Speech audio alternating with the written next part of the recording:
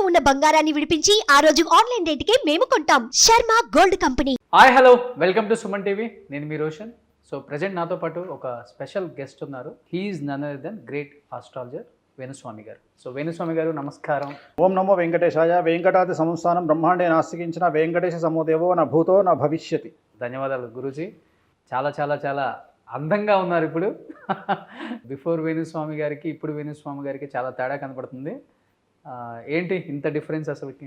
కొత్తగా degree fasting intermediate fasting ఏదో అన్నారు కదా, ఆ ఫాస్టింగ్ చేస్తున్నా.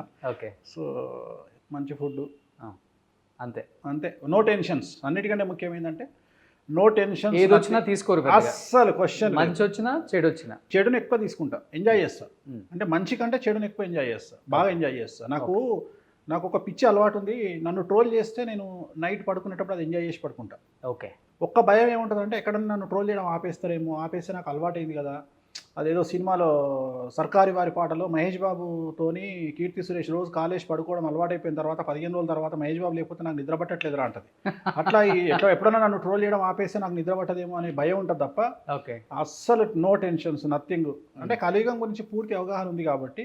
వాడెవడో నిన్న తండ్రి కూతుళ్ళ గురించి దరిద్రమైన వీడియో పెట్టిండు అని చెప్పుతాను కొట్టాల దొంగముండా కొడుకుని. ఏం పేరు? ప్రణీత్. మన సాయిధరం తేజ్, మంచు మనోజ్ కూడా ట్వీట్ చేశారు. అదే చెప్తున్నా కదా, అసలు వాడిని చెప్పుతాను కొట్టాలి. అసలు తండ్రి కూతుళ్ళ మధ్యన అసలు మన ఈ ఎటుపోతుంది సోషల్ మీడియా. ఇన్స్టాగ్రామ్ ఓపెన్ చేస్తే అమ్మాయిలు బండ బూతులు మాట్లాడుతున్నారు. ప్రతి 10 వీడియోలలో 8 వీడియోలు బూతుల వీడియోలే. అసలు ఏమవుతుంది? అసలు అంత నెగిటివిటీని తట్టుకోవాలంటే ఒక గుండె కాదు, మనిషికి 4-5 గుండెలు 4-5 మెదళ్ళు ఉండాలి. అట్లాంటి పరిస్థితిలో ఉన్నాం ఇప్పుడు తెలుగు సమాజము. మరీ ఘోరంగా మొత్తం భారతదేశంలో ఈ తెలుగు స్టేట్స్ విపరీతమైన క్రూయాలిటీ ఏర్పడ్డది. సోషల్ మీడియా క్రూయాలిటీ అంటే వేరే పదం లేదు. ఇంకా భారతదేశంలోనే సాంప్రదాయాలకు పుట్టింది పేరు అంటే తెలుగునాడు అని చెప్తూ ఉంటాం అందరూ కూడా. అలాంటిది మన తెలుగు రాష్ట్రాల్లో మన తెలుగు వాళ్ళే ఇంత నీచానికి దిగజారిపోతున్నారు అనే ఒక బాధ అనేది చాలా కనపడుతుంది. మీరు అన్నట్లుగానే చాలా ఎక్కువ కనపడుతుంది ఇప్పుడు బయట. కనిపిస్తుంది కదా, అందరు ఫేస్ చేస్తున్నారు కదా. ఇప్పుడు ఎవడి నోటికి వచ్చింది వాడు కామెంట్లు పెట్టడము. అసలు వీడియోలలో కామెంట్లు పెట్టడానికి ఒక హద్దు పద్దు లేదు. అసలు వీళ్ళు నిజంగా వీళ్ళకి అక్కచెల్లెలు లేరా అనే పరిస్థితులలో ఎందుకు ఒక అమ్మాయిలను విమర్శించే విధానము. ఇప్పుడు ఏమవుతుంది నాన్న, మనం ఎగ్జాంపుల్లో మనం విఐపీలో కూర్చున్నాం. విఐపీ సర్కిల్లో కూర్చున్నప్పుడు మనం అలా స్క్రోల్ చేస్తూ ఉంటాం, సౌండ్ పెట్టి వింటూ ఉంటాం. మనం ఏమనుకుంటాం, ఏదో కామెడీ రీల్ వస్తుందని అనుకోగానే బండ బూత్ సడన్గా వస్తుంది, ఒక అమ్మాయి మాట్లాడుతుంది. చుట్టూ ఉన్న వాళ్ళు ఏమనుకుంటారంటే ఏంది వేణుస్వామి ఇవే చూస్తాడా ఏంది ఎప్పుడు, లేదా నువ్వైనా ఇలా రోల్ చేస్తున్నప్పుడు సడన్గా ఒక బూత్ వచ్చింది అనుకో, నేనేమనుకుంటా ఏంది ఇట్లాంటివి చూస్తాడా రోషన్ అంటే. అసలు ఎక్కడికి వెళ్తుంది అర్థం కావట్లేదు. అంత చండాలమైన భాష వాళ్ళు అంటే దేనికోసం? సెలబ్రిటీ స్టేటస్ కోసమా? సెలబ్రిటీ స్టేటస్ కోసం ఇంత దిగదారుతామా? ఎవరన్నా కనిపిస్తే వాడిని బండబూతులు తిట్టడము, వాడి మీద వీడియో పెట్టడము. ప్రజెంట్ ఎగ్జాంపుల్, ఇప్పుడు నేనున్నా, నన్ను తిట్టినా నా గురించి మాట్లాడినా 3 లక్షలు 4 లక్షలు పోతుంది వీడియో. అంతే. ఇక వాళ్ళకు ఒక అస్త్రం దొరికింది, వేణుస్వామిని తిట్టాలి. ఒక 10 వీడియోలు 11 వీడియో ఎవరు చూడు, అలవాటైపోతుంది.